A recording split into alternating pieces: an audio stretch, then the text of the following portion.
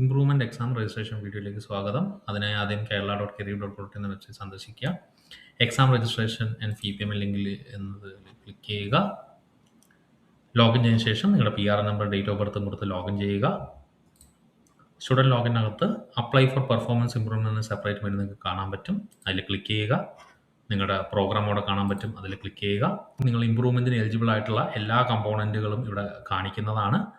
ഇതിൽ ശ്രദ്ധിക്കേണ്ട ഒരു കാര്യം, internal component CCA TSA, CCA PSA എന്നീ കമ്പോണന്റുകൾ ഇംപ്രൂവ് ചെയ്യുന്ന വിദ്യാർത്ഥികൾ KREP വഴി രജിസ്റ്റർ ചെയ്യേണ്ട ആവശ്യമില്ല.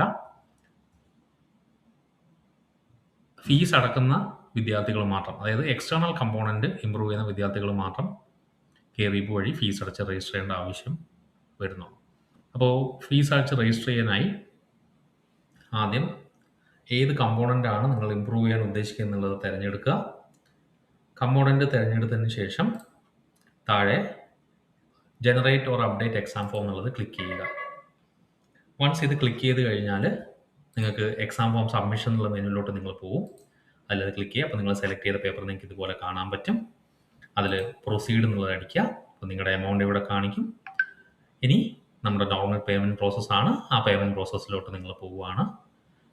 പേ ചെയ്യുന്നു, ഓക്കെ കൊടുക്കുന്നു. പേയ്മെൻറ്റ് സിസ്റ്റത്തിലോട്ട് പോയതിന് ശേഷം നിങ്ങൾക്ക് പേയ്മെൻറ്റ് സക്സസോടുകൂടി തിരിച്ച് വരാവുന്നതാണ്. ഇതിൽ നിന്നും റേസർ പേയോ SBI പേയോ നിങ്ങൾക്ക് ചൂസ് ചെയ്യാവുന്നതാണ്. ഞാനിപ്പോൾ SBI പേ ആണ് സെലക്ട് ചെയ്യുന്നത്.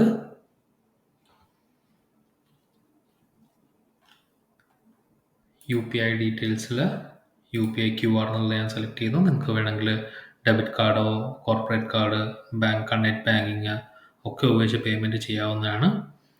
ഞാനിവിടെ പേ നൗ ക്ലിക്ക് ചെയ്യുന്നു. അതോടുകൂടി QR സ്ക്രീനിൽ വരും. QR സ്കാൻ ചെയ്ത് പേയ്മെൻറ്റ് ചെയ്യാം. പേയ്മെൻറ്റ് ചെയ്യുമ്പോൾ സ്ക്രീനിൽ നിന്ന് വേറെ എങ്ങോട്ട് മാറിപ്പോവാതിരിക്കാൻ ശ്രദ്ധിക്കണം.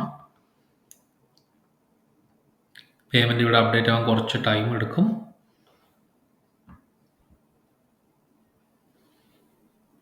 അതിനുവേണ്ടി വെയിറ്റ് ചെയ്യാം. ബാക്ക് ബട്ടൺ ഒന്നും പ്രസ് ചെയ്യരുത്. പേയ്മെൻറ്റ് സക്സസ് ആകുന്നതോടുകൂടി തിരിച്ച് KREPന്റെ സൈറ്റിലേക്ക് തന്നെ വരുന്നതാണ്. നിങ്ങൾക്ക് പെയ്ഡ് എന്നും പറഞ്ഞ് ഇതുപോലൊരു സ്റ്റാറ്റസ് കാണാവുന്നതാണ്.